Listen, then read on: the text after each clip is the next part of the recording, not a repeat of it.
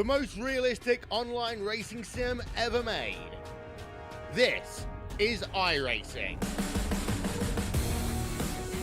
Detailed laser scan tracks, fully dynamic real world cars, and over 50 series to choose from.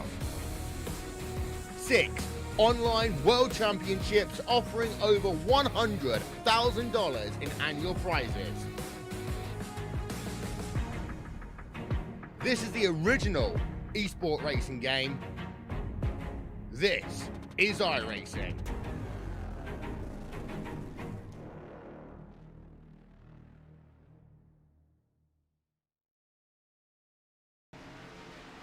Well, hello, ladies and gentlemen, and welcome to Turn 3 Racing Network. As tonight we are here at Daytona International Speedway as OP Racing presents their second race of the opening round of the chase. 3-race elimination. Race number 2 coming right at you. In the booth with you here tonight is myself. My name is K.R. Stolfus, and I have locked down Dave Worrell. Against his will, he is chained to a chair. Thank you so much for joining us out here tonight, Dave. Thanks for at least putting some fluffy cushions on the handcuffs for me there, KR. At least you tried to make me a little bit comfortable over here in this torture chamber you got built beside you. But nonetheless, still gonna watch one heck of a race. Round number 2 here in the opening stage of the chase, as you already said. And gonna be interesting to see what happens here at Daytona. We've got a lot of drivers on the outside looking in. Need some good points day here at Daytona, so look to see some of the drivers trying to get to the front and look for a few to just kind of play it safe.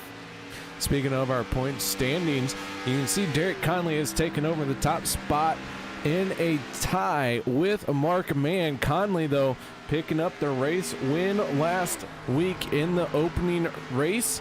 So he has found himself on top of the leaderboard and easily advancing into the second round of elimination. Mark Mann sitting right there tied with that race, or I'm sorry, the points lead. Josh Milam sitting in third. Logan Helton in a two-way tie with Les Levy. But a couple names I want to point out. The driver of the Anthony English machine, his name is Anthony English, and right now he is tied for 9th spot. The other one, we got Will Weber and Rick Seabrands along with Randall Cobb. Those drivers are a little bit down in the points, down that order there, and they only got 2 races left and pretty much looking at a must-win situation. Yeah, and it's tough to be in a must-win situation at a super speedway, and then you add on to the fact the level of talent and the caliber of drivers here in OP Racing Super Speedway Series, and it makes it that much harder. And the green flag has been shown here for qualifying. Looks like we may have a few takers very early, looking like a lot of drivers just getting to their cars. The 7 machine of Josh Milam starting to roll out. One of the first ones out on a track as he is getting up to speed.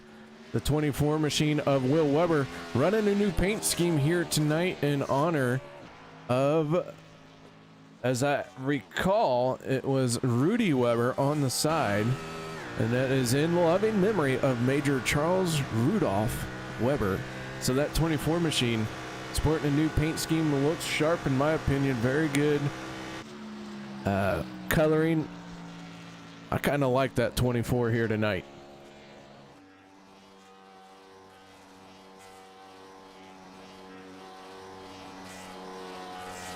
As the 24 rolls out for his qualifying laps, the 02 of David Overstreet has made his way past the blue cone and working on to the speedway now. Logan Helton in the 63 riding around on the high side. Yeah, and KR, it's kind of had me puzzled here for a minute because I've been watching Logan and just watching him creep around the track here on his up to speed lap. Not quite sure what's going on with it, but that's why I've been quiet, just trying to figure out what's going on inside that 63. The 63 up on the high side there. Everyone likes to run the high side, trying to burn off fuel, get that little extra advantage. So maybe he has figured out a way to run slowly while burning off fuel. I don't know. I have no idea what kind of strategy this is. Interesting to watch, though. Dave Hunt in the 53. He's going to come across the start-finish line. That 53 machine going to take over the top spot for the moment, as we have had 4 drivers cross the start-finish line. And the league tried something new here tonight. Unfortunately, they messed it all sorts of up. So drivers with a parentheses at the front part of their name here are your chase drivers. The 53 of Dave Hunt, not one of those chase drivers, but he is out there qualifying. We have quite a few drivers still in pit lane, waiting for the right time for them to roll out. So Dave, anybody you got your eye on? Just watching the 77 make his way around the track in his checkered flag motorsports machine right there up against the wall, coming around to take his first time lap out here today. So David Booth in the 77 machine, going to put it in 8th place for the moment. He drops down to the yellow line at 77, looking for some extra speed now that he is up to full song. Yeah, now running that yellow line, and we'll see most drivers do that on their second time lap. Nothing new, nothing special, nothing that we haven't seen before at a super speedway track or out of these drivers here in OP Racing Super Speedway Series. So you can look for Booth to stay right there on that yellow line and look for his fellow competitors, try to keep it as close as they can to that yellow line as well. As the 77 works his way across the start finish line, David Booth going to jump up into 9th place with that qualifying effort. Logan Helton right now sitting on a pole in the 63 machine as he is beginning to shut it down. And if I remember correctly, I look through my notes, that is going to be Logan's 4th pole position of the year. And maybe there's something to that very slow outlap, because I was questioning it there, but obviously the results are behind it. So I won't second guess what the kid does out there on track anymore. He's been getting the job done all year long. So look for him to try to start at the front of the field here. But James Mayer coming off of turn number 4 for his second time lap, gonna cross the line, see where he shakes out. Only getting good enough for 12th first time by. Let's see where he can jump to. All the way up to 4th, not good enough to knock Hilton off that provisional pole. 4th place, not a bad starting spot here at Daytona. We are down to the final 4.5 minutes of qualifying. Drivers trying to lay down their 2 best laps. Right now, the 62 of Les Levy out on the speedway in his eatmyink.com race machine, shake and bake on the hood. Les Levy, one of the drivers who made it in by virtue of a race win. In fact, almost all of our drivers in this chase got in by a win. We had so many winners leading up to the playoffs that only one driver got in on points. I'm sorry, I take that back. I believe there were 2. And it was Randall Cobb and Anthony English got in on points. So only 2 drivers made it in on points. Everyone else in with a win. And I think it's going to be it's not going to be as tough to move on here after round 1 here in the chase. Only 3 races, and we're dropping 5 after this first set of 3 races, KR. So I mean, you're going to be able to point your way in, but you still want to go ahead and secure that spot with a win. Make sure you move on to the next round, but I believe we'll have 2 or 3 drivers at least point their way into the next round here. Yeah, all we can do is wait and see how it all plays out. Tune in next week, as May 4th we will be at Legacy Daytona International Speedway for the final round the final race in this opening round. And then the second round is only going to have 2 races, Dave. So that we eliminate 5 drivers, so we go from 13 down to 8. But to go from 8 to 4 is only going to have 2 races in it. So it is going to be a crapshoot as far as these guys are concerned as to who is going to be able to get in. Yeah, it's going to be game time when we get to round 2. You have a bad race, that could pretty much seal the deal for you. So look for the competitors, and once they get to round 2, to be a little more cautious. Let me try to say it the correct way. Cautiously aggressive. Is that right? You understand? You get it? No. You have to have the correct amount of aggression. Yeah, well, that's the easy way of saying it. I mean, kind of had a lot more words to it. In a way. Yeah, I'm lazy. So the 4 Rick Seabrand's gonna jump up into 7th place. He is one of those drivers in danger. He is tied for the last spot in this chase with the Randall Cobb machine.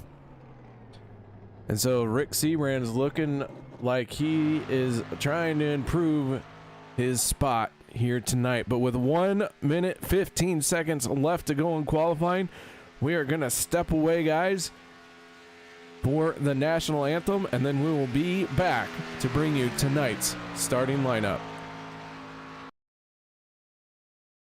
We take you down onto the track for our opening ceremonies. Ladies and gentlemen, please rise.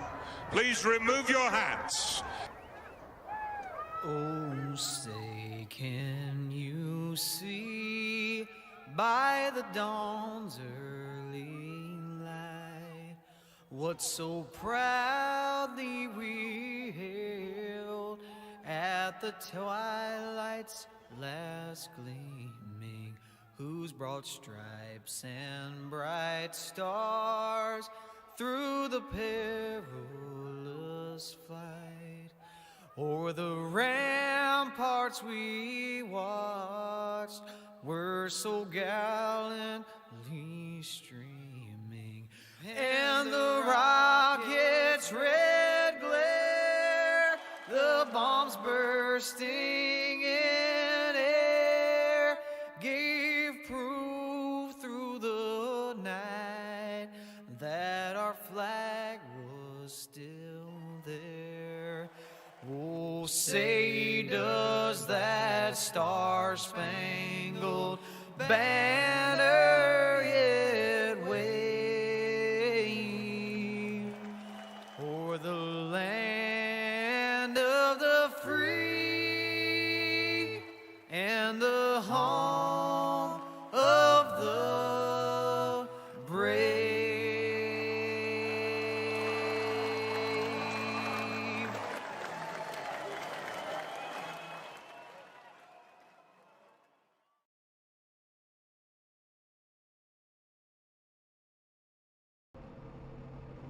Welcome back, ladies and gentlemen, as the drivers are starting to take to the grid here tonight at Daytona. That means it is time to go through tonight's starting lineup, and for that, we're going to throw it to the Schultz Shed Racing.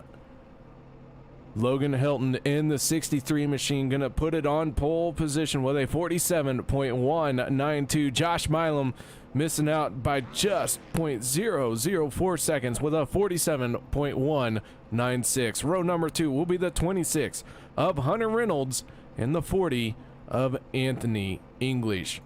Row number 3 will be the 95 of James Mayer and the 04 of Mark Mann.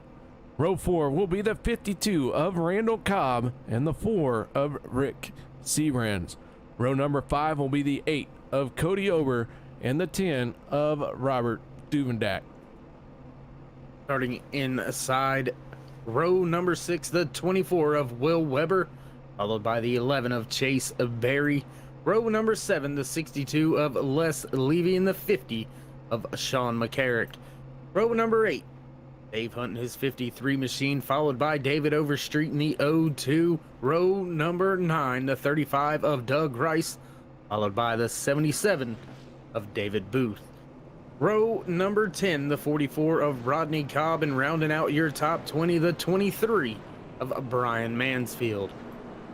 Row number 11 will see the 28 of Derek Conley starting there. Cody Eldred, our race control here tonight, going to be scored on row 11, but not taking to the track here as he does his thankless duties.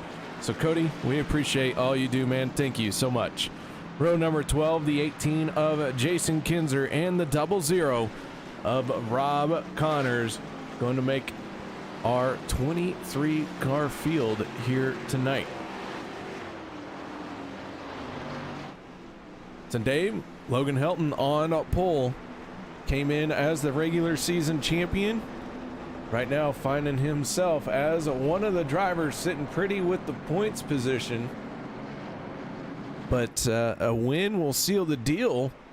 We got 100 laps to figure out if he can win it. What do you think? Well, I mean, you don't want to speculate too much on the first lap. Anything can happen. We've seen drivers wadded up in turn 1 before. Not sure that Logan's going to be one of those drivers that does that, but he's going to have his hands full if he wants to lead the most laps here today. Hungry field, doubled up, ready to get after it here from Daytona International Speedway tonight, KR. Pace car making the break for pit lane as we get ready to go green flag racing. That pace car left-hand turn out of the way, green flag in the air as we pick up tonight's action. Here we go, 100 laps. Logan Helton in the 63 has the 26 of Hunter Reynolds on his back bumper as they head off into turn number 1. The clear advantage for the moment going to Logan Helton. Helton out front, but right on his bumper, Hunter Reynolds and that Reynolds wrap machine pushing away down the back stretch. The 7 of Josh Milam surging forward with help from the 40 of Anthony English. James Mayer down there in the 95, third car inside lane. Both lanes starting to get a little bit more organized, but the numbers are at the bottom. Now Hunter Reynolds looking to the outside of Helton off of 4. Reynolds making a move off of turn number 4, going to pay off here at the start-finish line as he is going to lead the opening lap of the race. Put a bonus point into the hat for the 26. 7 machine of Josh Milam now down on the inside, followed the 26 there. Those 2 cars now make it 3 cars have pulled away from the 40 of Anthony English. That outside lane starting to give a little bit of ground up as James Mayer jumps outside in front of the 40 of Anthony English. Now 4 make it 5 cars lined up, 6 now at the top of the racing surface. All the other cars single file, KR. Everybody nice, easy, single file, ready to log some laps, but there's a few cars trying to get to the front of this field. Stage number 1 going to end here on 25 laps. We're at the completion of lap 25. Right now the 26 of Hunter Reynolds out in front, just chugging along down on that yellow line, but the 95 of James Mayer starting to make some headway in the outside lane as he pulls door to door with the 7 of Josh Milam, heading off into turn number 3. He's carrying that momentum through the corner. Outside lane beginning to surge forward. Now Mayer almost right there. Side by side, drag stretch to the line, give the lap to Reynolds, but Mayer is on the move. Oh, big bump right there. I believe like Milam blew his engine. Oh no, it looked like I thought it was a bump there maybe by Helton, but I believe you may be right. That 7 may be down a few cylinders. The 7 popped his engine as we had just gone on board with Logan Helton. A big old puff of smoke came out from underneath that 7 machine. Logan had nowhere to go. And so far we stay green, but Logan does have some damage to the front end of that thing. Josh Milam in the 7 machine already on the pit road with the hood up on his race car. So not a very good start for Josh Milam in that 7. He is going to be in a world of hurt here, not only in this race, but in the point standings. Yeah, gonna hurt him a lot more than it's gonna hurt Logan Helton. Logan right there, still in the draft. I think he'll be all right. KR still heavily damaged on that front end. Not sure if it's gonna require a fast repair or not, but a tough break for Milam to have to burn one of those this early. Lap 4 is when that engine pops, so that's gonna start weighing on the back of some of the drivers' mind through the field now. How hard are they really willing to push? As Hunter Reynolds pushed the daylights out of Mayer there for a second, now jumping to the outside. Yeah, Reynolds was trying to create a gap on that 95 by staying with his back bumper. As soon as he had cleared the 40 of Anthony English, he made a move up to the high side. Now Anthony English pushing hard on the 26. Reynolds in that Reynolds wrap machine, only 26 square feet available of that aluminum foil. It sits in front of the outside lane. Is aluminum foil close to Barabon? Because if it is, I know a few teams that may be calling Hunter Reynolds trying to get an order of that wrap for their cars, especially here in the OP Racing Super Speedway, because when it happens big, and some drivers going to need to patch up their cars before the end of the night. Still side by side from your leaders all the way back to about 15th, 16th position, KR. So everybody's still mixing it up here early. Josh Milam in the 7 machine has gotten back out on the track. He goes up to the high side. He is now going to find himself 2 laps down. Another good news for the 7 machine.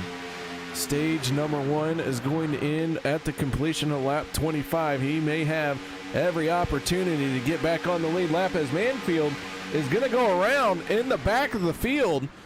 No caution coming out. The 23 has gone for a spin. It looked like he collected the 44 of Rodney Cobb as well. And so those 2 drivers have lost the draft. Mansfield going straight to pit road. Rodney Cobb keeps rolling, but he is another driver now that finds himself in a world of hurt as he has lost the lead draft. And I'm not sure if that's going to play into the hands of Milam or not. Those drivers having trouble, they may end up just 1 lap down. That's going to stop Milam from getting a lucky dog here at the end of the stage. But do keep in mind, these drivers all going to have to hit pit road, KR. They cannot make it to the end of stage number 1 on fuel. So possibly able to snatch away 2 laps, and Milam could find himself back on the lead lap if his cards play to his hand. Very possible, especially when it came down pit road. He would have pitted just outside the fuel window, so he might be able to make it the rest of this run here in stage number 1 without another pit stop. That is going to be a bit of a stretch for the 7 machine, but if he can do that and end up just 1 lap down when this stage ends, he will be sitting a lot better than what he was just a few moments ago when he was sitting on pit road with the hood up. And sitting better now is the 40 of Anthony English as he leads the field. Mark Mann just to his outside in his 04. These 2 leaders up at the front have been changing the position back and forth two times or so, almost 3 that last lap, KR. So business not settling down at the front just yet. Rick Seabrand's right there behind. Pat Mann himself trying to get back up and around that 40 of Anthony English, who's had that bottom lane locked down. It's getting in front of of Hunter Reynolds. Anthony English in the 40 machine finds himself down on that yellow line trying to lead another lap, and he is going to do so. That 40 looking very strong. Anthony English not yet having a race win on the season, but in the championship hunt. If he could get a win here and push himself into the second round of elimination, And what a sigh of relief that 40 machine could breathe. And there was a big run that time down the backstretch by those front three cars. Mark Mann, Rick Seabrands, Robert Duvenak, they surged well ahead of Anthony English on that inside lane. Just wasn't able to quite clear him. Only got about door side clear for the inside lane. Started to come back, but now look at the 11 of Chase Berry looking like he's peeking out to that right-hand side. Berry's been known to go 3 wide. It's about that time. Are we going to see him stuff the nose out there and try to take Duvendak and over 3 wide here down the backstretch? Yeah, Chase Berry in that 11, no stranger to the third lane. Just waiting for an opportunity for him to find a dancing partner. So far, no one going to go with him just yet, but don't count that move out. We all know as these laps start to wind down, it will be used. Now, I'm not sure how many of these drivers are paying attention to their fuel right now. Normally, we have seen an early rush to pit road here in the OP Racing Super Speedway Series over the course of the season, KR. Remember, those Alliance Motorsports guys, they kind of started that short pit, early pit strategy. And we've seen it time and time again, and now these drivers beginning to go the opposite route, take the long way here on the fuel strategy. Mark Mann in the 04 slides down in front of the 40 machine. He now takes over the top spot as we've been riding on board with the 63 of Logan Helton. So Mark Mann now in control of this field, but here comes the 4 of Rick Seabrands. You mentioned fuel strategy. Yeah, these drivers, we have seen them come down pit road as soon as the fuel window opens, but this time it does look like everyone's staying out. I wonder if we're going to see a mad dash for pit lane with everyone coming down pit road trying to run their tank out dry each time. Yeah, and you know, that could spell trouble when you get that many drivers trying to come to pit road at one time. We've seen it happen before. We've seen drivers lock up the tire and wheel hop, spin themselves. But we'll also see these drivers begin to get a little bit more loose as the run continues and the fuel burns off. You'll see the rear end of the car wiggle around a little bit more as it's settling its way back onto the back stretch as they unload off of these heavily banked corners here at Daytona. Jason Kinzer in the 011 machine taking a peek to the outside, but quickly dives back in behind the 11 of Chase Berry as they work their way down the Daytona backstretch. Mark Mann in the 04 picked up the win last night, Dave, in a league NSRA league race that was broadcasted right here on Turn 3 Racing Network. So he is wound up, he is dialed in. We'll see if he can pull off 2 wins in 2 nights. But the 4 Rick Seabrands now battling onto his outside as they go door to door into turn number 1. And a good feeling about battling from that outside lane is the driver that's leading that inside lane, a teammate. You know he's not going to make a huge block on you, not going to jeopardize you or himself. So you feel a little bit safer running a little bit closer, knowing that you got a little bit more respect with the driver that's right beside you. Brian Mansfield in the 23 machine has rejoined the race, but he is 5 laps down. Josh Milam is sitting at 2 laps down. So Milam having the advantage for the moment as being the only car in that 2 lap down category. Rodney Cobb in the 44, though, he is quickly falling off, or I shouldn't say quickly falling off, but quickly being swallowed up by this field. He is behind our leaders by 33 seconds. Last time around, we were turning a 44.5, so that 44 machine in danger of going a lap down here as pit stops are happening. Yeah, I was about to say pit stops underway. KR at the front. Looked like most of the drivers started jockeying for position. The 10 of Duvendak started to back up that outside lane, found a spot right there between Anthony English and James Mayer. Chase Berry sliding in just behind Mayer. In your top 8 continue all bunched up down the backstretch. Look for these 8 drivers. Try to hit pit road with each other, possibly this time by. The 4 machine on the yellow line. He has Alliance Motorsports is lined up real nice and pretty right now. Yeah, sitting nice and smooth on the entry to pit road. Mark Mann heavy on the brake here at late, gets it slowed down. Rick Seabrand's great job on the pit road as well. Mark Mann, very aggressive entry on the pit road, was able to get by the 4 machine.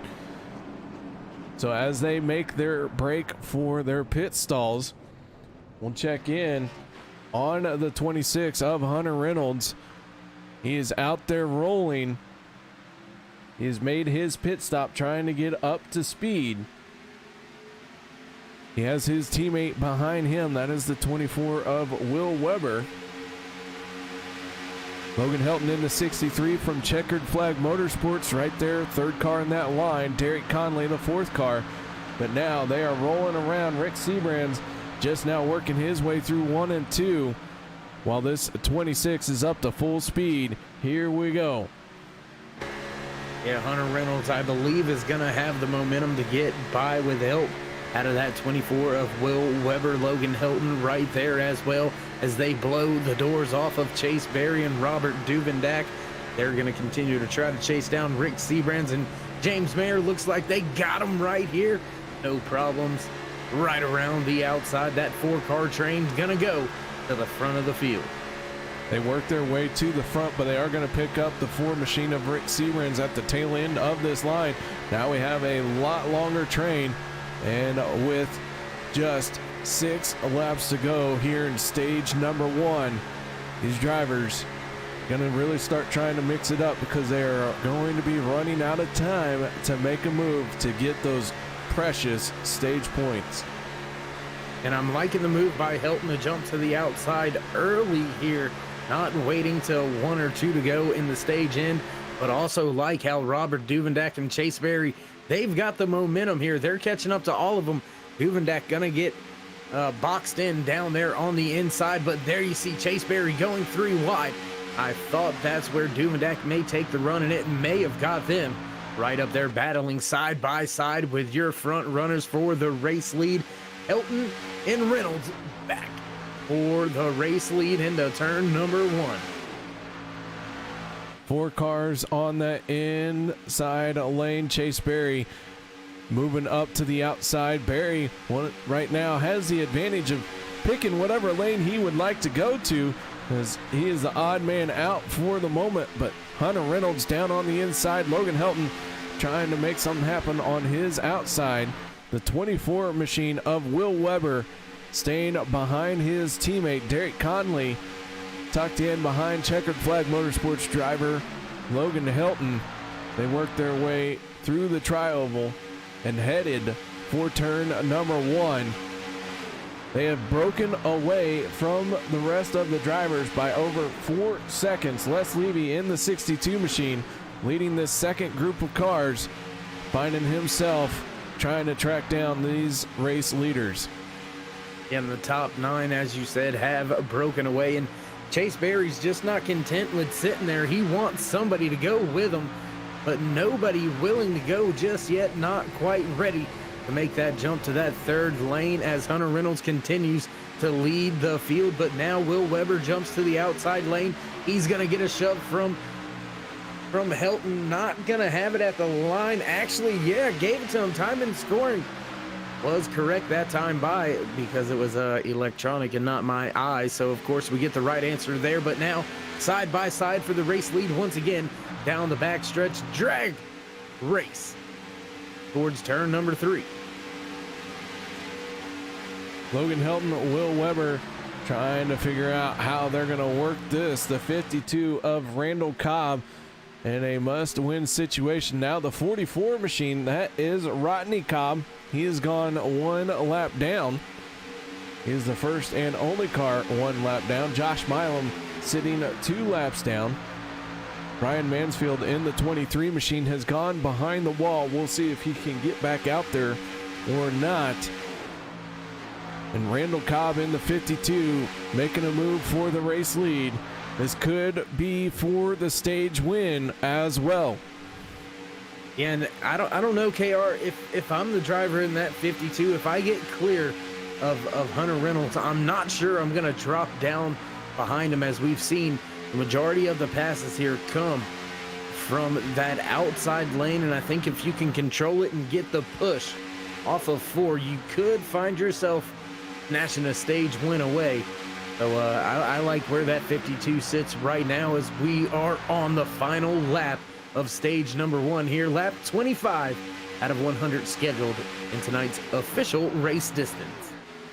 Yeah, the 26 now has the clear advantage. Final time here in stage number 1. Robert Dubendak in the 10 machine now making his move to the outside lane as they are going to be in a race down the back stretch, side by side, door to door. Dubendak has the 26 cleared, but he is going to stay to the high side, maybe trying to make a move like you mentioned, Dave, where you can control that outside lane. And Dubendak now off at turn number 4. Hunter Reynolds in the 26 trying to race him and going to be at the line. Hunter Reynolds.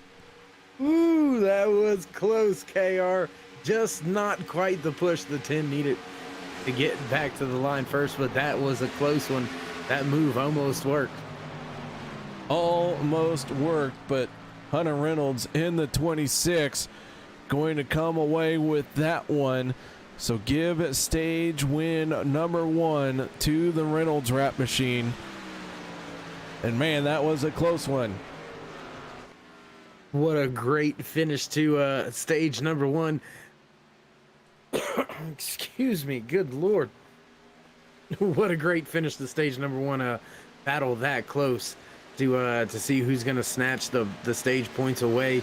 Top 9 breaking away from the field. Great entry and exit of pit road. Great stage there for the guys out on track.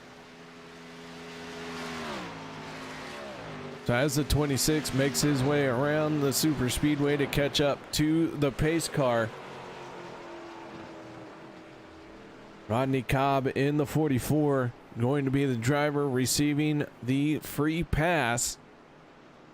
Josh Milam in the 7 machine going to now be the only car 2 laps down. We have had another one go behind the wall. That is the 18 machine of Jason Kinzer. So after starting 23 drivers, we now are down to 21 here at the completion of stage number 1.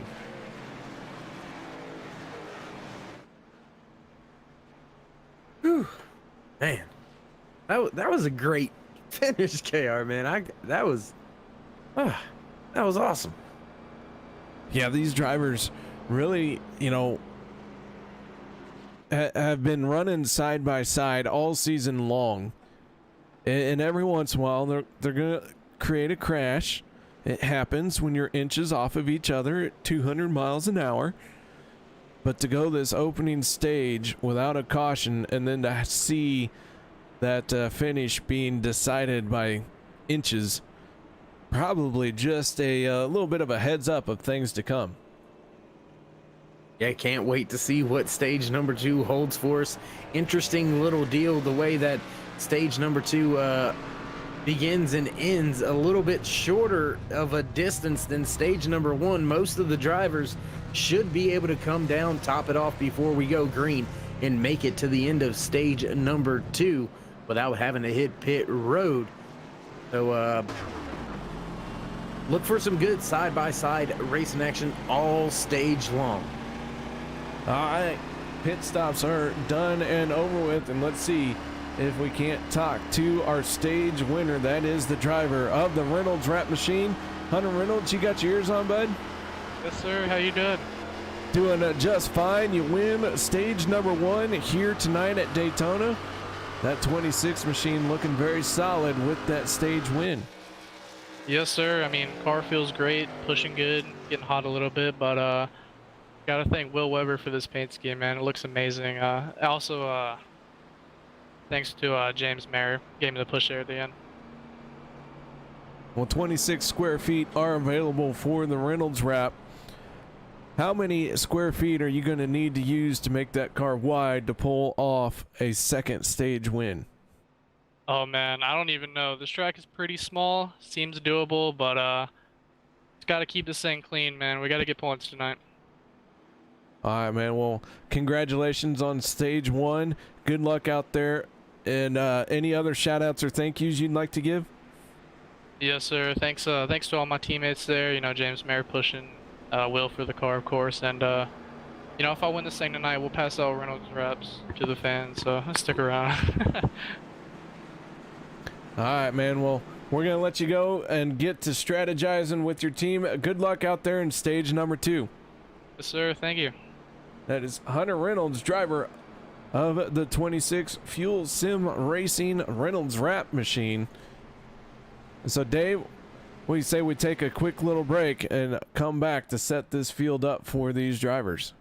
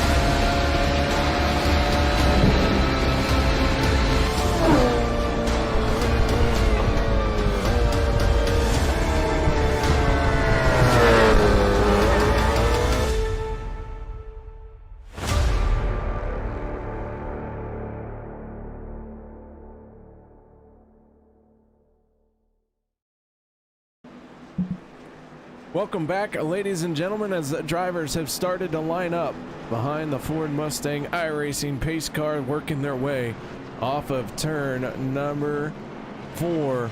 So we get ready to go to stage number 2 for tonight. This one's going to end at the completion of a lap 50. And Dave, why don't you take this one away? Ford Mustang pace car down and away. Hunter Reynolds, your leader, going to bring the field back to green flag racing here at Daytona International Speedway. Will Weber in the 24 not getting a good start on that outside lane. The 52 of Randall Cobb tucked up right behind the 26 of Hunter Reynolds. Drivers starting to get to the bumpers of the cars, in front of them. Cody Ober with a big gap back to his help to look for that inside lane to start to surge forward. But first, that tandem on the outside surging, trying to take over that top spot from Hunter Reynolds. Randall Cobb not able to push Reynolds hard enough. The 26 machine down on the yellow line. Now seeing a surge from the 24 of Will Weber in the outside lane. James Mayer trying to work his way to the bumper of the 24 machine. At the line, they were side by side. Hunter Reynolds in that 26 has led for 15 laps here tonight in total. And now Will Weber out in front of the field. Will Weber gets the front of the field with a good push by Mayer, who now takes over the lead of that outside lane. Cody Ober right there in his 8 machine, right on the rear deck lid, pushing him into turn number 3. The 62, no, sorry, that is the 62 of Les Levy right there. Third car outside lane. They're trying to make their way up through the field. Little bit of a wiggle at the front there with Hunter Reynolds working off of turn number 4. James Mayer in the 95 machine now leading the charge in the outside lane. Cody Ober in the 8 pushing hard on him. As you mentioned, the 4 cars in the outside lane, but the 11 of Chase Berry, he's a little bit further behind them. He is trying to make something happen to where he can close in on these guys. And we know Chase Berry likes to make these things go 3 wide. And I was looking through the timing and scoring. It looks like the top 15 all within a second of each other. Then you have a small little group of cars back here. Anthony English, Rob Connors, Logan Helton, they're all packed up with each other. Chase Berry is leading that little group of cars, so you know they're going to make their way back up to this lead pack here very, very shortly. And just like that, they are there. So as Chase Berry in the 11 closes in on the 35 of Doug Rice. Do want to point out Josh Milam has found himself to be 1 lap down, but he did that by not coming down pit road. He took the pace car wave around, and now the 7 machine about ready to run his fuel tank dry, but here come several drivers on the pit lane, the 24 and the 26. Throw in the 28 of Derek Conley and the 7 of Josh Milam. Fuel Sim Racing all coming down on the pit road.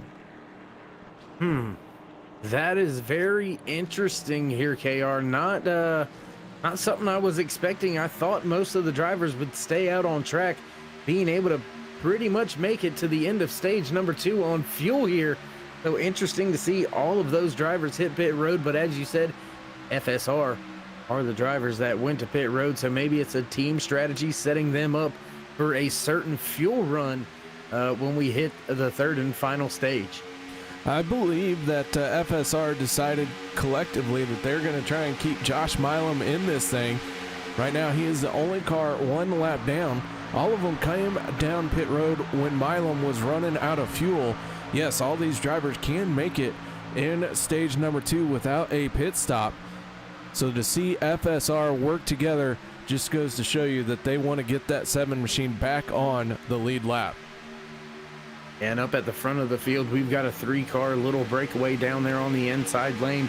Tough sledding for Les Levy out there on the outside lane. Does have 3-4 cars with him now trying to get that outside lane to surge forward, but your top 3 have been well and clear of the front bumper of that outside lane for the past almost lap now as we make our way back around the stripe one more time to take lap 37 out of 100 here tonight. As the field works its way into 1 and 2, Josh Milam, Will Weber, Derek Conley, and Hunter Reynolds just barely out in front of this lead pack, but they are turning lap speeds the same as this group, so they might just be able to pull this off if they can get those 2-car tandems back down into 1 line, all 4 cars running nose to tail. They've only got to hold out for just a handful of laps. Yeah, only about 13 laps it should be when we cross the line this time to go before we see that stage-ending caution flag fly once again. Now Les Levy almost clear of Hunter Reynolds, of James Mayer, not gonna make the move. Wasn't quite sure, almost touching again through the center of 1 and 2. Things getting a little bit dicey up here at the front. Nobody really comfortable running where they are just now. Yeah, a lot of cars moving back and forth here. Everyone trying to peek around, get some air to their nose. That means that everybody's pushing really hard right now. Here we are in stage number 2. This one going to end at the completion of lap 50. But with that being said, man, these drivers all know each and every position matters, so they are trying to set themselves up well. And you do not want to be a driver with 10 laps to go in the stage, having to work your way from 15th all the way up to 1st. Yeah, I believe Mark Mann may be playing it safe in his 04 machine. Rick Sebrands, Rob Connors, Logan Helton, they're at the back of this lead pack. A little bit of a gap between each and every one of them. They're just kind of hanging out here. Gonna be a little bit of a tall task to come from that deep. Even though they're in with 1.5 seconds here, KR, it's going to be tough to get up there and try to win the stage from that far back with only 11 laps left. Yeah, that's why you're seeing them push hard right here, right now, side by side. Everyone peeking their nose out. Right now, the 62 of Les Levy and the 95 of James Mayer leading their respective lanes, but the 52 of Cobb looking like he might make a move out to the high side here, but he stays tucked in behind the 95. Meanwhile, we're going to go 3 wide with Anthony English in the 40 machine going right up the middle. Now he's going to shove out the 50 of McCarrick. McCarrick's going to get into the wall, straightens it out. Logan Helton right there in the 63 going to have to check up, and Helton going to fall back a little bit here, but Sean McCarrick in that 50 holding on to it. And a big run from that outside lane with Doug Rice and Les Levy. They surged from 2.5 cars back to almost nose to nose with that with James Mayer leading that inside lane. So outside lane struggling a little bit, but when they get to run, it is a massive run. Everyone kind of strung out here in this lead pack. I do want to point out Conley, Weber, Reynolds, Milam. They are all sitting just about 5 seconds in front of this group, but they are maintaining their speed, trying to stay on the lead lap and keep Josh Milam from going a second lap down. So far, everything looking good for that 4-car group. And not looking good for the chances of that 3-wide battle there for Chase Berry. Went outside, nobody went with him. He drops all the way back to the tail end of that outside lane as they continue to work back down the backstretch. James Mayer still leading with Randall Cobb right there on his rear bumper. Cody Ober lined up with him. David Overstreet in that 0-2 right there as well. Rodney Cobb in the 44. Also down there on the inside lane. Great run here in stage number 2 for all of those drivers as Les Levy tries to get back up there side by side with Mayer. Not a lot of help right now as the 35, I apologize, of Doug Rice not quite pushing on that bumper just yet. Mayer has been out in front for a majority of this stage. He remains unchallenged as the 62 of Les Levy has been trying to get to his door, but not able to do it in any consistent manner. Mayer and Cobb, right now, they've been staying down on that inside line. Cobb has not yet made the move to the outside lane as Les Levy in that 62 now starting to fall back just a little bit further. Cody Ober in the 8 trying to close up on the 52 of Cobb. And I'm not sure if Cobb's trying to play the timing game, doesn't want to get out there in that outside lane, end up having to drop back down to the bottom and then let Mayer pull that switch that we've seen time and time again here throughout the season. And we've seen it here already in tonight's race, maybe trying to wait for it until it's a little closer to the stage end, then maybe jump out there and get some help from Les Levy, see if he can't do what we didn't see in stage number 1, and that's that outside lane come surging to the line to steal the stage win.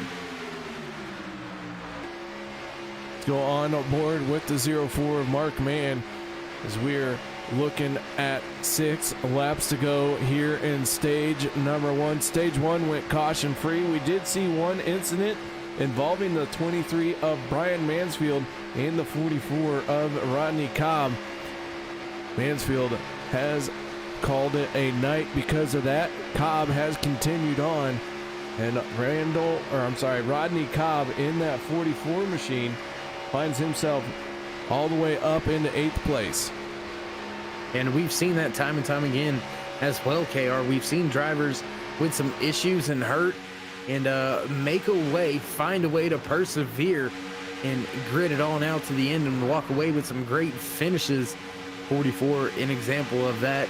Also, that 7 of Milam, he remains on the lead lap right now, so his FSR teammates doing him a favor, and they've been in danger of going a lap down, but right now they're able to keep it out in front of your race leaders as they continue to battle down the backstretch to see who's going to walk away with stage 2 win. Les Levy in the 62 checkered flag motorsports driver leading the outside lane. He is trying to close in on the 95 of James Mayer. Mayer representing Alliance Motorsport. Across the line they go. We're going to have 4 laps left in this stage. 4 laps remaining as we begin lap 47 out of 100 here tonight. 54 laps remaining as the field still side by side with Mayer. A car out in front of both of the lines. Randall Cobb, sorry, I've done that too.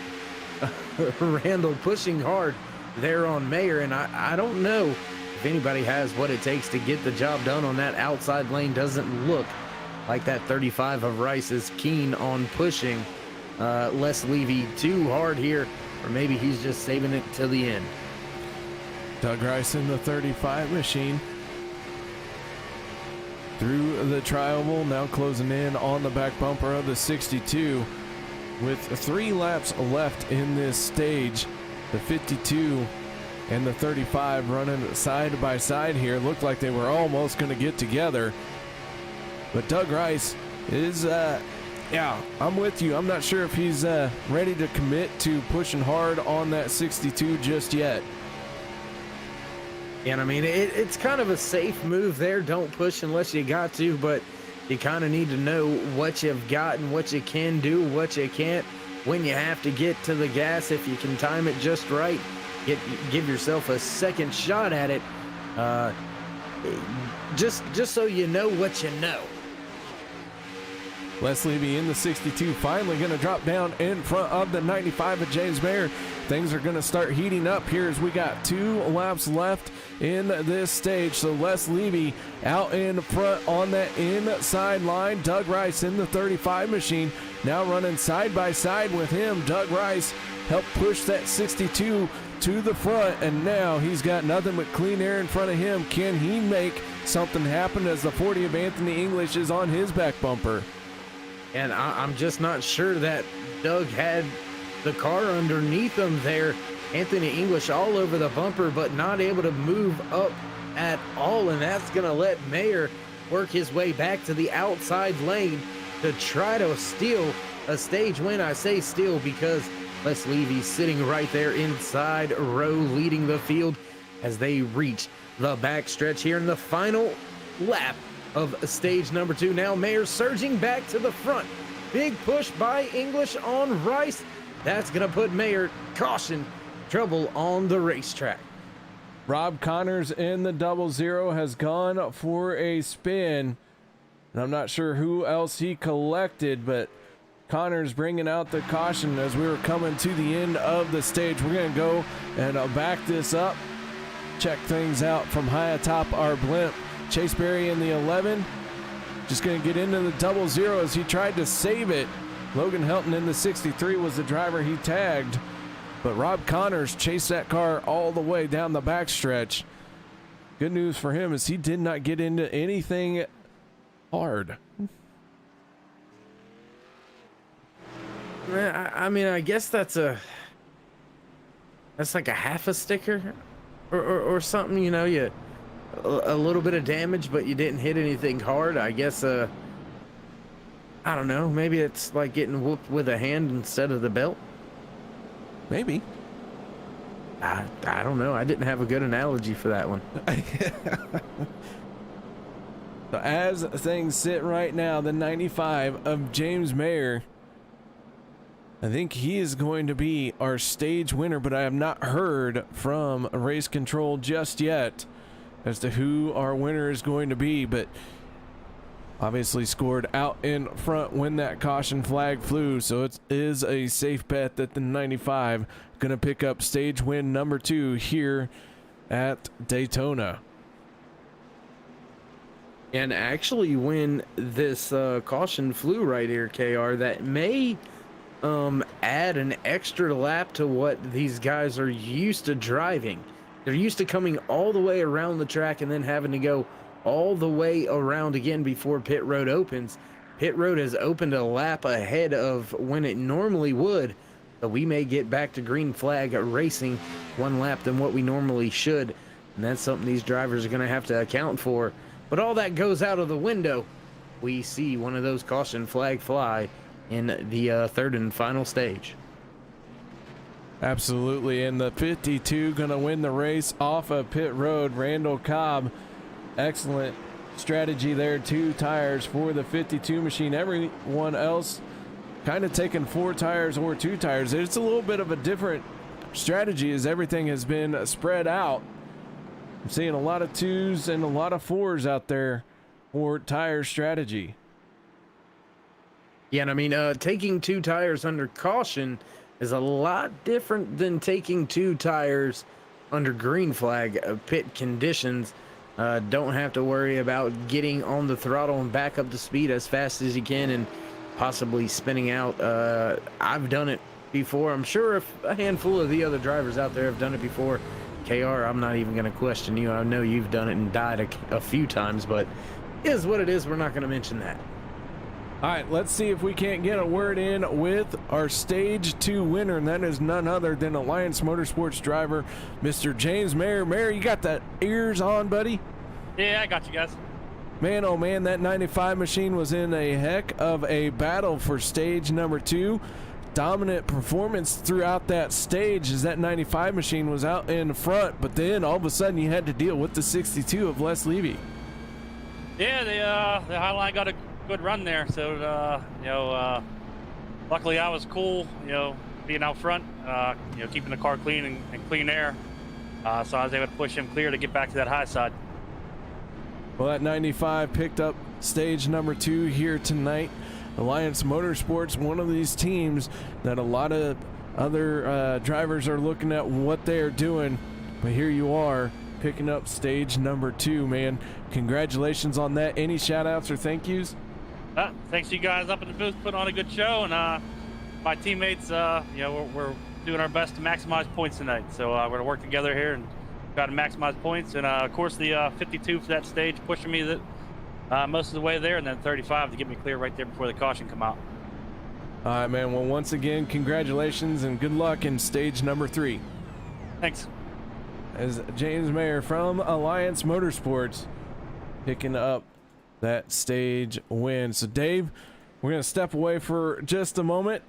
And, guys, no one go anywhere. We'll be back to bring you the start of stage number 3.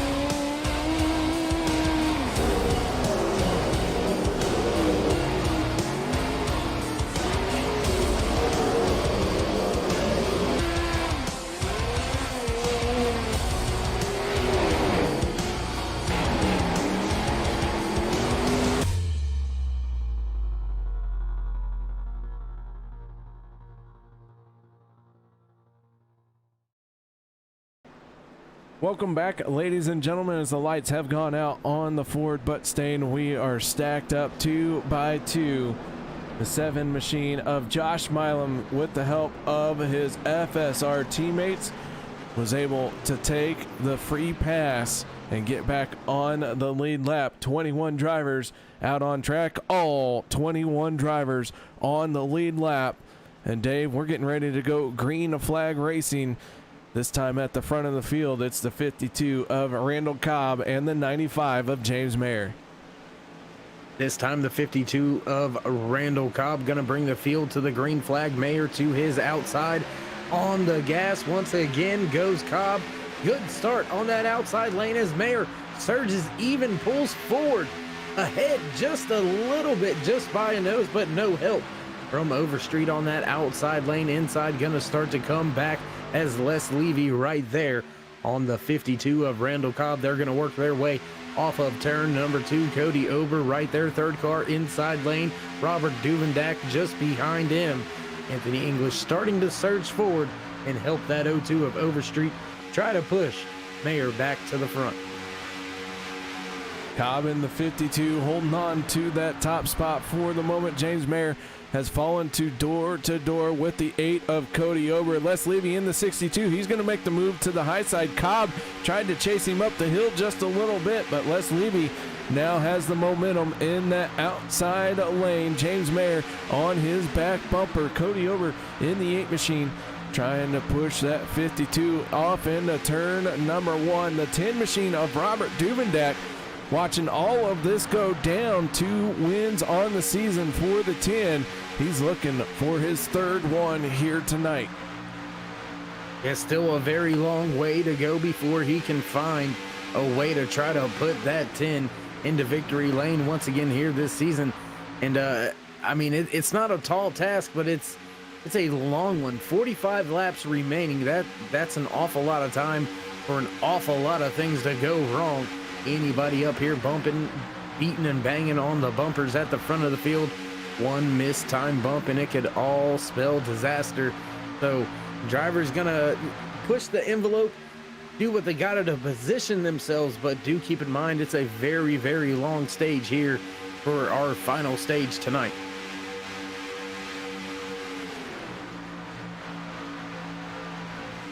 Logan Helton in the 63 has fallen back. Right now he is sitting 4 seconds off the race lead.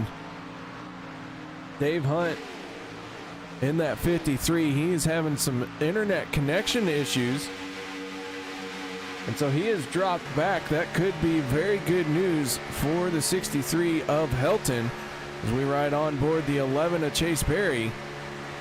If Dave Hunt loses this lead draft, him and the 63 will have to work together to come through the field and try and stay on the lead lap. Yeah, but the only bad thing about that for that 63 KR is when the driver's blinking around in front of you, you're a little bit apprehensive to do some pushing the way you would a car that you see nice and stable. So the draft will still be there, but they're not going to be as fast as they would if both had a solid connection. Maybe things will work out for Hunt by the time they get grouped up, but that could be slightly worse for Helton there. Field working a lap 59 of 100. Keep in mind, we will use a green, white checkered if we need it.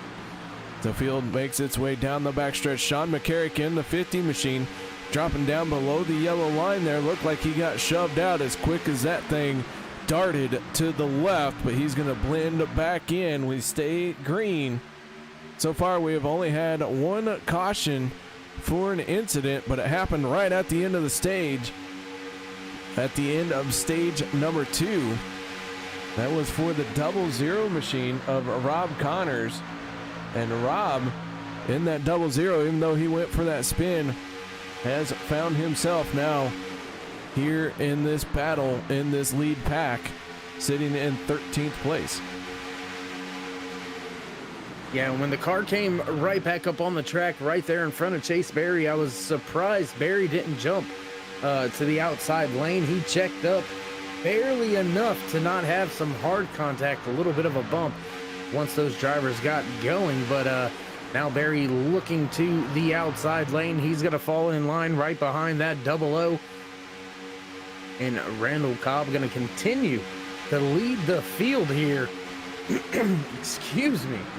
Continue to lead the field here tonight, and Mayer just cannot push Levy up there to get by that second lane, just stalling out every time it gets right there side by side with your leader on the inside lane.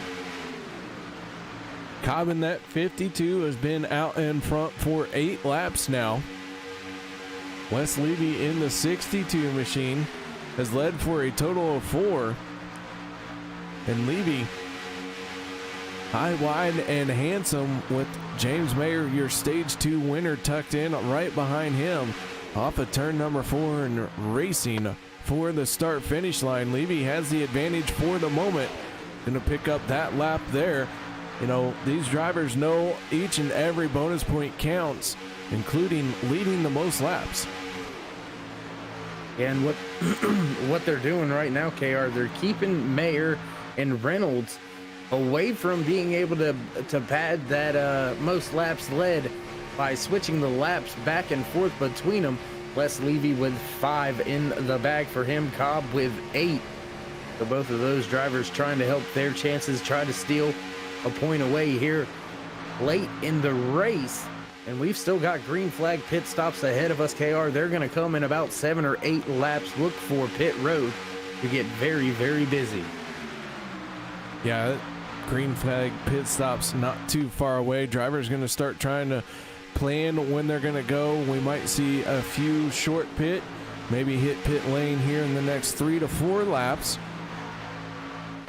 But then again, you know, it all comes down to the strategy and how well you can work with your teammates. We have seen that teammates are essential when you come down pit road. Yeah, we haven't seen what we always see, all the drivers hitting that lower lane. All of the drivers right now still side by side, so nobody really looking like they're going to hit pit road, but look for the inside lane. They're going to be the drivers to peel off first, and I just think there's too many of them grouped up right now for us to start seeing the beginning of the green flag pit cycle. But it is out there. It is coming. So look for drivers to try to jockey and move around and get themselves to that bottom lane. The 52 and the 62 continue to do battles side by side, heading off into turn 3. The 8 machine of Cody Ober falling back just a little bit on the 52 of Cobb. Cobb shot out of there, heading into the corner, but now Les Levy in the 62 going to close right back up to him. You can see all these drivers given a lot of room side by side racing, but a ton of room being given throughout these corners. It's almost like everyone just trying to get to the last 10 laps before all heck will break loose. Yeah, everybody just kind of biding their time right now, just hanging out, pushing when they need to, laying off when they've got to. Ober right there on the rear deck lid. Got to be careful. We did see an engine pop very early. Not really pushing a whole lot. It was in the first 4 laps of the race. So these drivers are going to have to keep that in the back of their mind, not to suck up for too long. They could find themselves with a blown engine as well. All right, guys, it's been requested. Let's do a little bit of turn it up. We're going to go on board with our drivers throughout the field. So sit back and enjoy the soothing sounds of thousands of horsepower.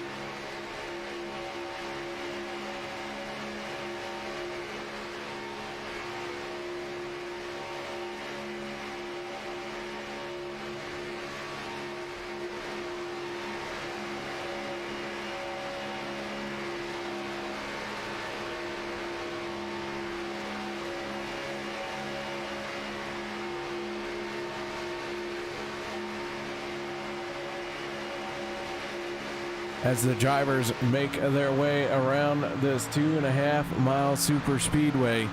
Check it out. Way up on the high side, the 63 of Logan Helton gonna go one lap down the field trying to squeeze by. Les Levy in the 62 machine out in front. Randall Cobb right behind him. Drivers now really getting close to thinking about hitting pit lane. 3 cars in the outside lane. Mayer in the 95, the 02 of Overstreet, and the 4 of Rick Seabrands. Who's going to be the first ones to hit pit road, Dave? I can tell you who it's not going to be. It's not going to be the 3 that are lined up in that outside lane right now. Not going to be Mayer, Seabrands, or Overstreet. I can pretty much guarantee you that.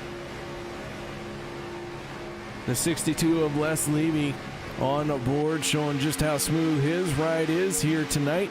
Hardly even working that wheel. Nice, comfortable drive for the 62. Meanwhile, Logan Helton in the 63, now being the only car 1 lap down. He is in need of a caution to get back on this lead lap.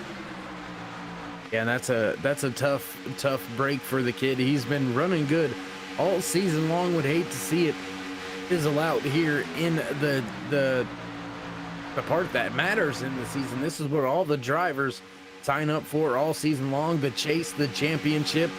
And Helton, although he's pretty well off in the point side of things, he doesn't need to have a bad race, because one bad race could lead to having to force an issue in the next race. So look for Helton to hopefully see a caution and try to get back up in the mix for the lead of this race as Les Levy continues to lead the field. James Mayer out there still running that outside lane. David Overstreet, Rick Seabrands, and now Chase Berry joins that fight. Barry in the 11 machine has been trying to make something happen in that 3rd lane all night long. Nobody been brave enough to go with him, so he continues to ride around in behind the 4 of Rick Seabrands as the field makes its way off a turn number 2 and onto the back stretch. Les Levy out in front of the field, but the 95 of Mayer has the advantage for the moment. The 02 of Overstreet really pushing on that back bumper. Yeah, and I'm surprised we're not seeing drivers hit pit road. Very long fuel run here. 20 laps now, coming to take 21 laps on these fuel and tires. So I would expect possibly this time by for some drivers to be hitting pit road. Don't think they're going to be able to stretch it another 3. So I'm looking at 1 or 2 laps for the entire field. Get down here on and off of pit road and get things set up for what would be the final fuel run to the end. Driver's going to be maybe 1 or 2 laps short, KR, of being able to complete this thing with just this last stop. Yeah, with 28 laps to go, about 20 laps on the fuel, they are looking at having to make 2 stops. If they can stretch it deep into this run, and I think that's what everyone is thinking, the longer you can go here, the shorter your last pit stop is going to be, and you can end up with just a splash of fuel and dash out of there. But man, everyone got in single file right here except for the 02 of Overstreet. He is the only car in that outside lane. Yeah, they all jumped ship. Okey-doked Overstreet. Now he is stuck alone on that outside lane. Maybe if he plays it well enough, he can get close enough to one of these drivers on the inside lane and maybe peel off when they decide to. Now we see Les Levy hitting pit road. James Mayer staying out another lap. Looks like everybody staying out another lap. Man, that has got to be a lonely, lonely feeling if you are Les Levy. Yeah, that 62 machine was leading that outside lane. Maybe burned up just a little bit more fuel than everyone else, but he is the first and only one to come down pit road. James Mayer in the 95 has kept this entire field behind him. Randall Cobb one of those drivers who led a lot of laps on the inside lane, did not come down pit road that time, so maybe Cobb was able to check up and be a little bit gentler on the throttle. And there you see a mass exodus to pit road from the racing surface. Mayer down and away, gets it woed up. Rick Seabrand's great run on the pit road. Robert Dumendak side by side with the 52 going down the pit lane. Cody Ober right there as well. But up at the front of the field, Will Weber, Josh Milam all staying out. Derek Connolly, Hunter Reynolds, Anthony English also still out there on track. Look for those 5 drivers to hit pit road this time by. And KR, looking at the way the race is playing out right here, I think these guys may be able to stretch this thing to the end. I'm not 100% sure they can stretch it that far, Dave. That's going to need the help of maybe a yellow or two to get it that far, as they all come down pit road this time. The 7 of it, Josh Milam, looks like he's going to cross the start-finish line first there and lead his first lap of the race on pit road. And I mean, the only reason I said that, Anthony English had 24 laps on that fuel and tire right there, and he's only got 24 laps remaining. So it's going to be a close one. I do know there were some caution laps in there, about 2 of them to be exact. So going to be tough, but might be a possibility, a far stretch. But we've seen stranger things happen. Oh, yeah, we have. This has been one of the more challenging things, trying to predict who's going to do what and when. Just like these FSR drivers all stayed out an extra lap. Here comes the 4 of Rick Seabrand's. He is at full song trying to catch up to the 40 of Anthony English. He's going to move to the high side here. And the 4 drivers of FSR trying to get up to full speed. Seabrand's closing in quickly on them. Yeah, on and off pit road very, very well. And what that's going to allow them to do, they may get past here, but they're going to be able to latch on to this train of cars. Anthony English already latched on to that pack, and look at that. Will Weber, Josh Milam, they were able to get it going, get it back up to speed fast enough to keep those top 4 spots locked in for them. Now looking side by side goes Hunter Reynolds with help just behind him. Reynolds in the 26 to the outside lane. Will Weber in the 24 down on the inside. FSR sitting 1, 2, 3, and 4. They have locked out the first 4 positions of this field. One driver who we said was in trouble, that was the 62 of Les Levy. That 62 machine may not end up in as bad of a position as I thought, as everyone came down pit road with different strategies. Right now, he finds himself in 13th spot. So he is off the lead group, but Sean McCarrick is 2.9 seconds behind him and closing. And interesting to look back through the field, Mark, man. He is back through the field running in now the 16th position. And James Mayer went from being up there with the front group. He is all the way back in 14th position now. So tough break for Mayer, but I mean, Les Levy, that's a pretty good recovery from going with no help, being able to slot in with a few drivers and try to give yourself a fighting chance as we work our way around the track for lap 80 out of 100 here tonight. 21 laps remaining for the OP Racing Super Speedway Series. Round number 1, chase race number 2. Battle at the front. KR, Hunter Reynolds trying to go repeat stage number 1 and walk away in victory lane here. Yeah, the 26 trying to make something happen in the outside lane. The 24 of Will Weber holding the serve down on that yellow line. Josh Milam in the 7 machine tucked in behind the 24. Rick Seabrand's in the 4 machine, trapped in that 3rd lane on the inside. Rick Seabrand's as the 26 is going to get turned. Heavy contact. We got more involved. The 8 of Cody Ober getting a piece of it as well. Randall Cobb going around.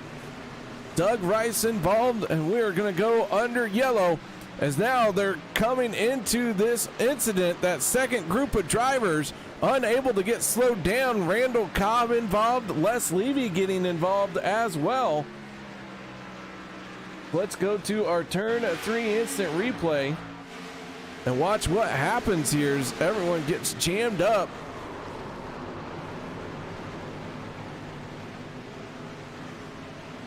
Take another look at this one. We'll try a different angle. I had top the blimp here, the 7 and the 26 running wheel to wheel here, and a huge bit of net code by that shot. Turn the 26, collecting the 8 and the 52, and then in comes this second group, and it looked like Mark Mann tried to check up,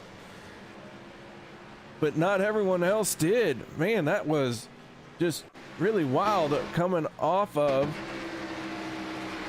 this second group. So we're watching from the 53 of Dave Hunt.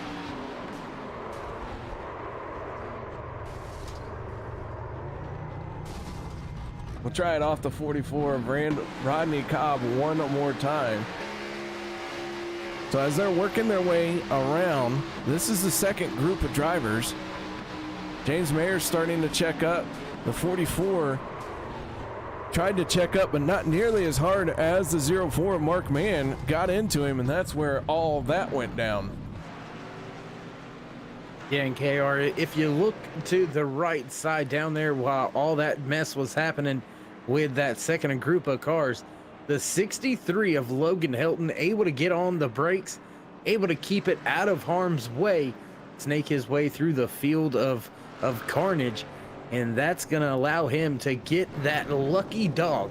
He's going to be able to get back on the lead lap, but, well, just as important, get caught up to the tail end of the field, and now he finds himself with a breath of fresh air, a second chance at life here tonight at Daytona International Speedway, as we'll have right around the 15 laps to go when we get back to Green Flag Racing here tonight. We are working our third caution of the night. The first two cautions were stage ending cautions. We have had 36 lead changes in total here tonight. And right now, the 53 of Dave Hunt scored as the race leader, but he has not been down pit road. The 24 of Will Weber has made his pit stop and won the race off of pit road. So the 24 machine, a little bit dirty, a little bit of rubber collected all over the side of that machine, but he's going to have a nice clean view of this restart.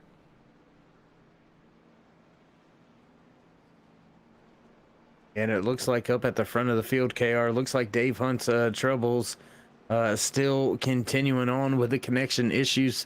A little bit of blinky blink going on right there in front of Will Weber, and that 24, you said it earlier, you like it. It looks simplistically smooth out there on track. Nice and solid out there for that 24 of Will Weber.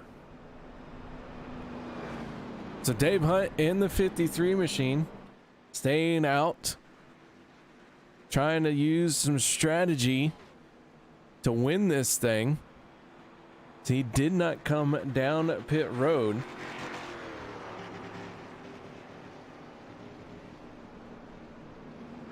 Several drivers who were caught up in that incident, the 7 of Josh Milam, the 10 of Robert Dubendak.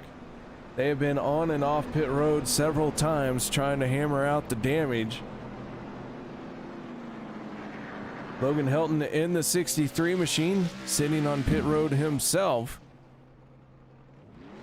And why not when you got to start at the tail end of the longest line? But the 63 gets rolling. So, you know, Dave, this thing's shaping up. We're going to see all 21 drivers still on the lead lap, and we are inside of 20 laps to go. Yeah, I tell you what's shaping up a good old-fashioned shootout, a brawl, if you will. OK Corral, but with 200 miles an hour cars instead of bullets flying out there. Look for the drivers to be a little bit more amped up, not going to give as much room. Side draft's going to get a little bit closer. The pushes are going to get a little bit further into the corners. We all know cautions breed cautions, but maybe we'll see this thing go green to the end. But you never know what's going to happen, especially at a restrictor plate race. You never know who is willing to do what, as you've got a lot of championship drivers inside your top 10 right now. As a matter of fact, I believe it's 6 out of the top 10 are championship contenders. So all of those drivers trying to ensure their spot in round number 2. Dave Hunt in the 53 made the late break for pit lane, along with a couple other drivers. They're going to top off their tanks. They for sure have enough fuel to make it to the end of this thing. Will Weber in the 24, he's going to be sitting 2 laps to the good, maybe 3 laps to the good if on a green flag racing if he stays out in front. However, keep in mind, we get a green white checkered, these drivers who did not top off might be a little dry at the end of that green white checkered. Could be, but you know, if another caution comes out, we should see everybody come back down pit road, because you have some drivers that may have took 2 tires at some point in time. They're going to want some fresh rubber to get themselves to the end. Goodyear rubber, not necessarily a premium here at Daytona International Speedway, but sure does make you feel like Superman when you got 4 freshies underneath you. Car sticks a little bit better, turns into the corner a little bit better, maybe makes you feel a little bit braver, like I think I can go 4 wide here. Only 4 wide? I was thinking more like 5. I think we can get the job done. Yeah, let's put him on the apron. Let's see what happens there. Lights are out on the pace car. Down it goes. Will Weber in the 24. Rick Seabrands in the 4. Back underway with 15 laps to go here at Daytona as they race side by side, heading off into turn number 1. Derek Conley in the 28. He's got a win already in this championship battle. He's secured himself into round number 2. Can he push his teammate Will Weber in the 24 to victory lane? Here comes the 4 of Rick Seabrands. He's got the 52 on his back bumper. The 4 and the 52 tied for last place in this championship battle. They are in a must-win situation and riding 1 and 2 in that outside lane. Yeah, and you got to wonder how much that has been communicated to these 2 drivers, knowing that both of them are pretty much in the same situation, but find themselves having to work with each other here in the final stage of the race. Laps continuing to click off now, just under 15 laps remaining, 14 to be exact. Anthony English, 3rd car, outside row, not electing to jump down in that very big gap that's down there on the inside, just behind that 28 of Connolly. It's going to slowly fill up with Doug Rice, but I wouldn't look to see Conley try to make any moves. I'd look to see him try to get his teammate Will Weber into the next round of the championship chase. But Rick Seabrands, wily veteran, he's not going to give up anytime soon as they're side by side, crossing the line one more time. Yeah, very interesting battle here between 4 different drivers. Our top 4, all of them looking for a way to win this or help a teammate. As the 53 of Dave Hunt getting ready to go a lap down. He is all by himself. He has chosen to go to the high side here. But the 4 of Seabrands has cleared the 24, but not dropped down just yet. And we've seen some of the drivers hesitate on that drop down. Little bit of sparks flying there as they make their way around the lap car. Sparks flying on my end, KR, as that car was so close to the outside wall, trying to give room to your lead pack. Seabrand's gonna feel the effects of that, drop back about 3/4 of a car length. He'll begin to surge back to the front of the field as they work their way off of turn number 2. Randall Cobb right there, only rookie inside the top 5, trying to make his way to victory lane. Sebrands half a car length ahead of the 24 when they went into turn 3, but now Will Weber half a car length ahead as they come off of turn number 4, and now it's evened back up once again as they head into the tri-oval. This battle is going to rage on until a flag flies, whether it be a yellow, white, or a white and black one. One of these drivers is going to win this one. But man, Dave, it is shaping up to be very intense. Everyone trying right now, just jockeying for position as the 24 going to make himself real wide. He jumps up to the outside lane, trying to break up the momentum of the 4 Rick Sebrands. And that's something we haven't seen in a handful of races. The driver jumping to the outside lane from the lead, trying to not only block but utilize that momentum that was being built by that outside lane. Will Weber now ducking back to the inside lane. Will that strategy pay off? Looks like Sebrands going to be side by side, now pulling ahead as they enter turn 1 and 2. Now Sebrands almost clear, not quite there, not quite able to slot down in front of that 24. So the big run didn't pay off for Sebrands as he surges forward once again down the backstretch, but a big push coming from behind by Derek Connolly. That's going to try to get Will Weber back side by side, and it does once again. Still double file for your top 8 spots on the track. Yeah, this battle at the front of the field really starting to change. I want to say attitude, but I think the correct word is intensity. Will Weber making that move up into the outside lane really shook this field up. I don't think anyone was ready for that one. And we're seeing now that 24 machine, or I shouldn't say the 24, the 4 of Rick Sebrands, not letting that 24 get away from him.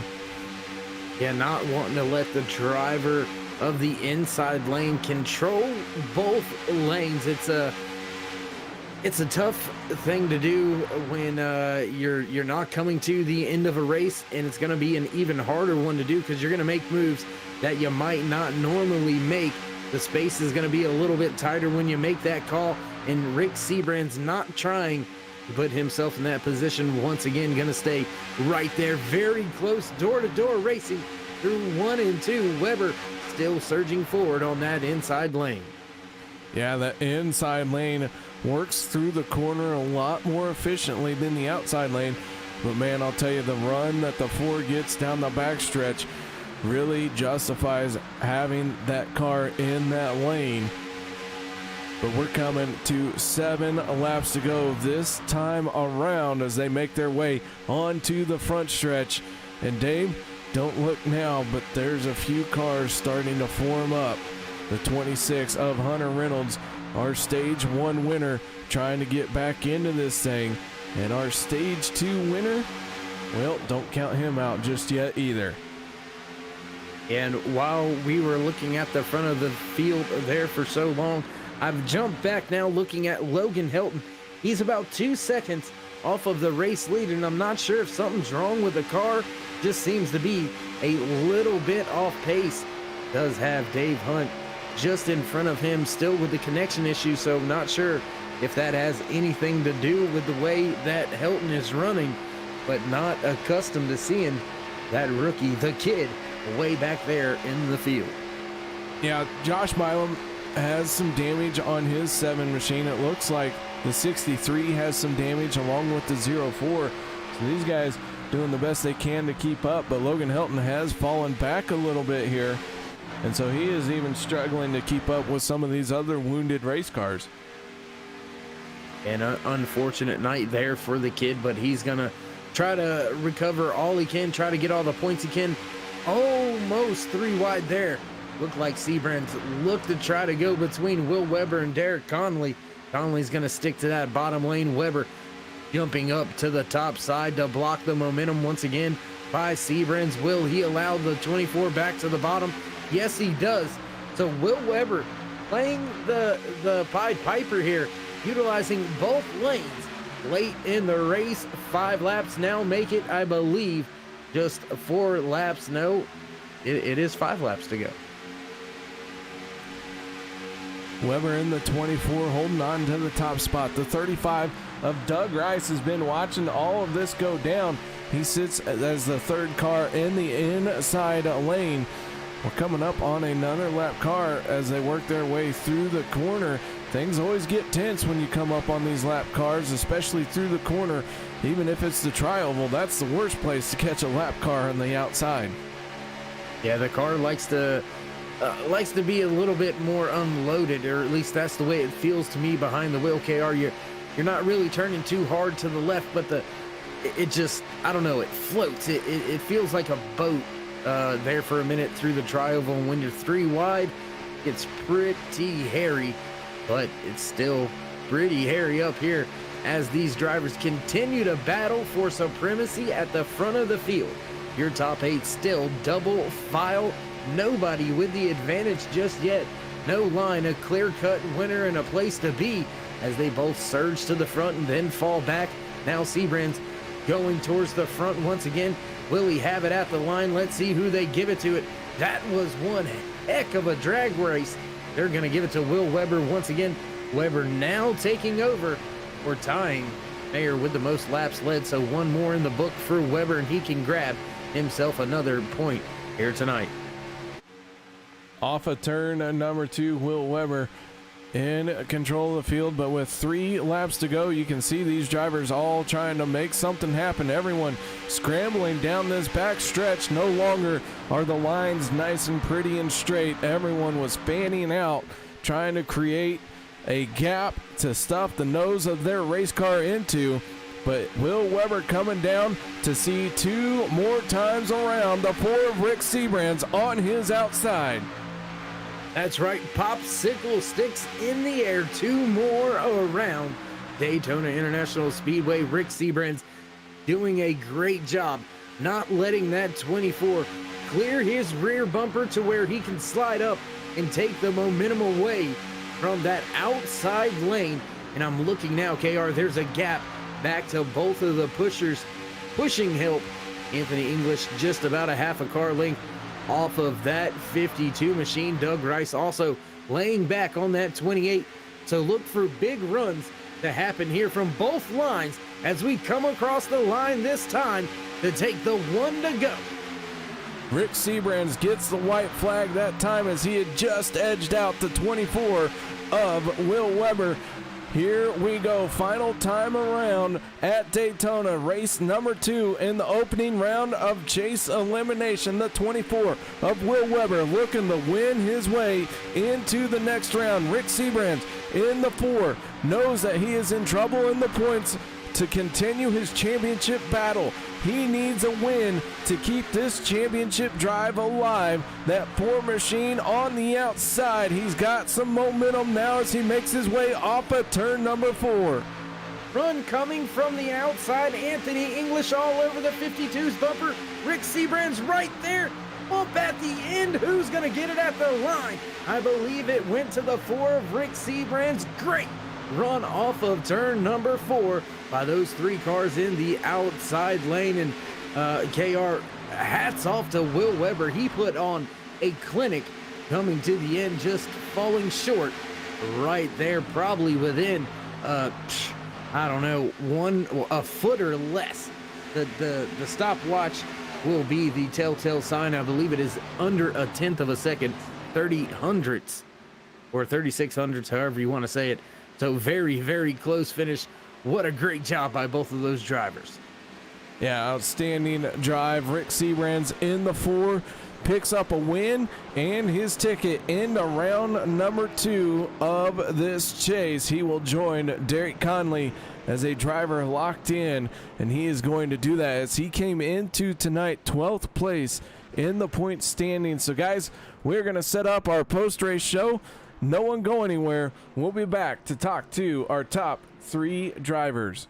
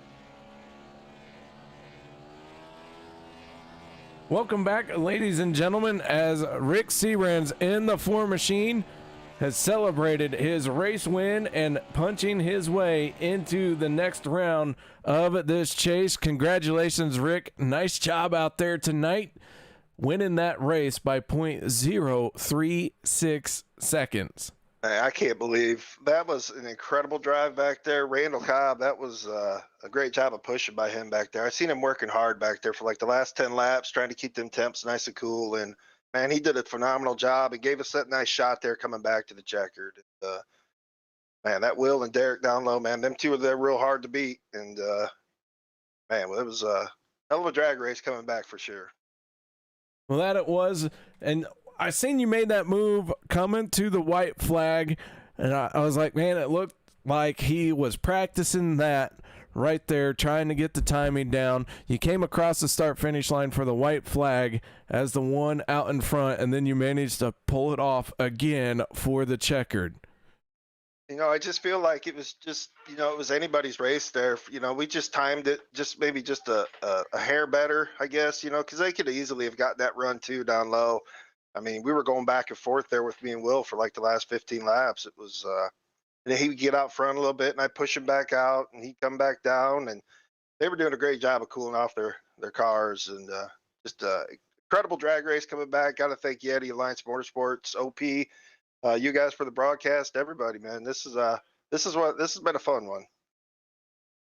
Well, that it has, man. And again, congratulations, Rick Seabrans, on the race win. And man, we look forward to seeing you in round number 2. But that being said, what's it going to take now to get a couple other of your Alliance Motorsports drivers in round 2 with you? Just good teamwork. You see it every week out here from top to bottom. Everybody out there works really good together. So all the teams are clicking right now. These races are super hard to win, and it's going to take good teamwork to get your guys in there for sure. All right, Rick. Well, again, congratulations and nice job out there tonight. Thank you, sir. Appreciate it. That is Rick Seabrans from Alliance Motorsports winning your race here tonight. And Dave, I believe you've caught up with our second place finisher. That I have, finally getting to catch up with the 24 of Will Weber, walking away with a second place out there today, man. Will, you led a ton of laps, actually going to walk away with the most laps led award. There's a point in the bank for you, even though I know you would have liked to have finished here in the top spot. Yeah, no kidding, man. What a race. That whole race, man. This group, that's probably the best race I've been a part of in my year plus of time with OP. And it was fun from top to bottom. And man, I just got to race in, you know, really and truly like one of the legends of OP in Rick Seabrans for a win.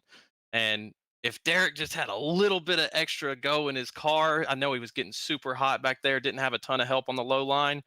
He would have had a little bit more. I think we could have got him.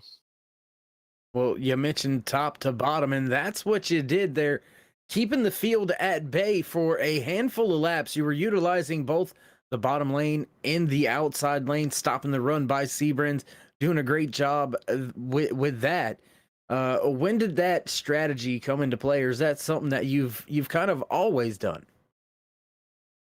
Honestly, it was something that I kind of realized that it was going to come down to who had the car pushing them that was the coolest, that could really push that last lap. And I thought if I could get up in front of Rick a few times and keep him at bay. Randall was still in some dirty air. He wasn't pushing super hard at that point, but still in dirty air.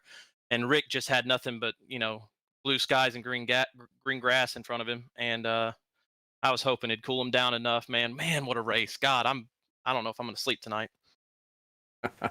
Well, my man, we won't keep you much longer. Then we'll let you get to your celebrating. Congratulations on a second place finish once again, as well as walking away with the most laps led here tonight from Daytona International Speedway. Before we let you go, though, Will, would you like to give any shout out, special thanks, love yous, anything like that? Absolutely. First, shout out to my teammates. Wish Josh and Hunter would have been a little bit closer to us up here in the front, but hell of a race all around.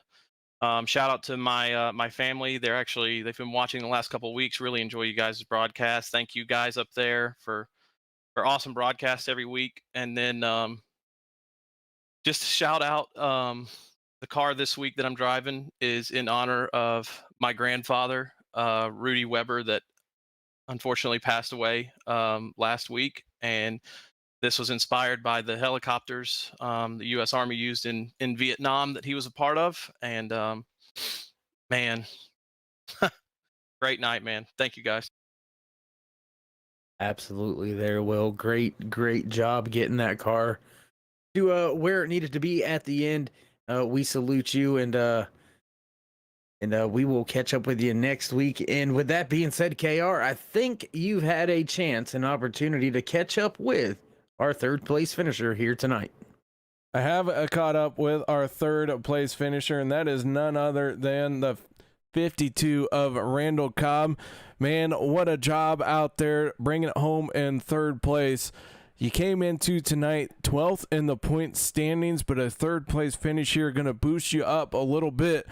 But tell us about that race and that battle there in the closing laps. Well, it's a lot of the same, man. You hear the excitement with Will and Rick. You know, that was just it was a hell of a race. I mean, everybody was racing clean. We had some issues in the beginning when Josh blew his engine and everybody checked up great.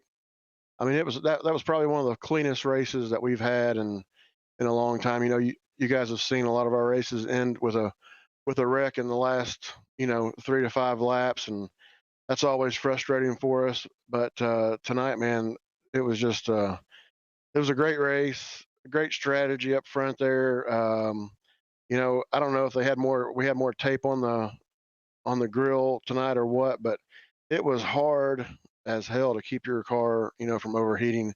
That last lap, I got up to, like almost 290 degrees.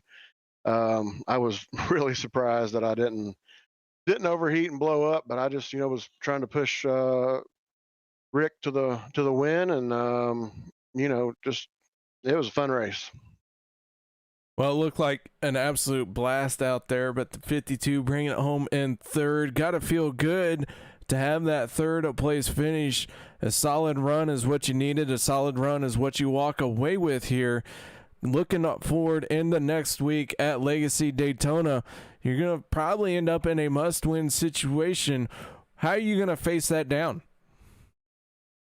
Well, just kind of, I mean, these last 4 or 5 races, I've just been, sending it, just trying to stay in the front, doing everything I can, to come out of the pits, in the lead or in the top 3 or 4, trying to, qualify up front. Staying up front's where it's at, for stage points especially. And, pitting is so important, getting in and out, especially in a race like this when we have green flag pit stops. You make one mistake and you've lost the draft and you have no chance. So, just looking forward to the next week and looking forward to, racing with these guys. We've got a freaking great group of guys that we race with, and it's I have a blast out here. I don't care if I get wrecked out. I still have fun. All right, man. Well, before we let you go, any shout outs or thank yous you'd like to give? Yeah, sure, man. First and foremost to you guys do a great job. I love going back and listening to your guys' broadcast. Cody and Alex and those guys, man, they put on I'm so glad I got hooked up with them. My teammates, I want to congratulate Doug Rice on a 6th place finish tonight. But so yeah, just fun times out here, man. That is Randall Cobb, driver of the 52 machine, bringing it home in 3rd place here tonight. And Dave, once again, it was, I wouldn't say a wild one, but definitely a very thrilling race. That it was, KR. Not just the finish, but the stage ends. They were pretty epic as well. Very, very close into stage number 1. Then we had that little bit of a tussle there on the final lap of stage number 2 that brought out a caution, and that was a battle developing on the last lap as well of stage number 2. Then the very, very close finish here tonight for the race win. But man, I mean, if you want to see side-by-side hard racing action with no cautions, no accidents, no incidents, well, that's what they gave you here tonight. Heck of a job by all of the drivers out there on track. Nothing left but our race results. Your race winner, Rick Seabrands, making it in round number 2 with this victory. Will Weber in the 24 machine, bringing it home in second. Final step of the podium going to Randall Cobb in the 52. Derek Conley going to bring it home in 4th place. And rounding out your top 5, the 40 of Anthony English. Finishing 6th, the 35 of Doug Rice. In 7th, the 26 of Hunter Reynolds. 8th place, the 50 of Sean McCarrick. And in 9th, the 95 of James Mayer, rounding out your top 10 here today. The 62 of Les Levy. David Overstreet going to finish in 11th. 12th place goes to the 7 of Josh Milam, who ended up back on the lead lap through outstanding teamwork. The 13th place finish goes to Mark Mann in the 04. Chase Berry in the 11 machine, going to bring it home in 14th. And 15th place goes to the 8 of Cody Ober. Walking away 16th here today from Daytona International Speedway, the 00 of Rod Connors. 17th spot goes to the 10 of Robert Duvendak, another championship contender with a troubled race, finding himself in the 18th spot here tonight. The kid, Logan Hilton. 19th will be the 77 of David Booth, and finishing 20th here today. 1 lap down first car, 1 lap down the 53 of Dave Hunt. 21st will be the 44 of Rodney Cobb. Jason Kinzer finishing 22nd. 23rd going to Brian Mansfield. And as always, we want to send out a special thank you to Cody Eldred, who was in race control all night long, keeping myself informed, and then by proxy, keeping Dave informed. But I don't tell Dave anything, so he just has to kind of wing it. I'm going to say wings. I like wings. Buffalo Wild Wings. Anyways, guys, thank you so much for joining us. Don't forget, coming up May 4th, we'll be at Legacy Daytona International Speedway for the final round, or the final race of the opening round. So make sure you tune in to that next Monday night right here on the Turn 3 Racing Network. And on behalf of myself and Dave Worrell, we hope you guys enjoyed the show. If you haven't done so yet, please make sure you do like and subscribe. We're celebrating over 1,000 subscribers this week, so thank you everybody for doing that. And Dave, one last time, I'm going to let you sign us out. Well, another great race in the books from the OP Racing Super Speedway, and I can't wait for the third race to finish out round number 1. We'll see who goes and makes it to round number 2. As always, from myself, everybody else, like KR already said, back here at Turn 3 Racing Network, we appreciate everything you viewers, fans, if I could talk, I could say it. You viewers, fans, I can't do it. I'm done. Signing out. We'll see you later. Later.